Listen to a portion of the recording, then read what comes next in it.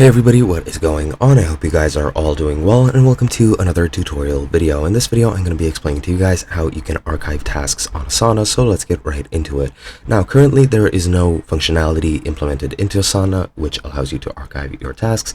However, there is a way to subvert this and to create an archive of your own. What we're going to do is we're going to create a new project which we're going to use as an archive. Just click on the plus, create a new project, make it blank, add the name archive, and that should be it. And then you can select whatever you want, which privacy you want to set, and then just create the project. And now this is gonna be our archive.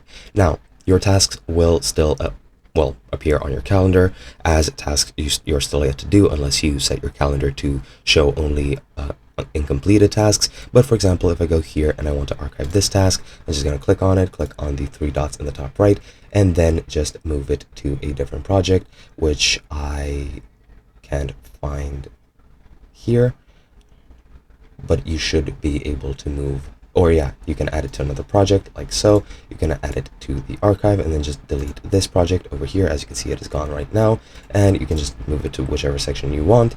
And then if I go over into my archive, that task is still going to be there. Make sure to unassign yourself so that task does not appear in your calendar or in your current timeline or workflow, so that it doesn't bother you or make alerts if you don't want it to happen. Especially if it's a repeating task, you should unassign it from yourself so that you don't get alerted. But yeah, that is pretty much the only solution that I can think of right now to create an archive and archive tasks. Hope you guys enjoyed, and I'll be seeing you guys in another video.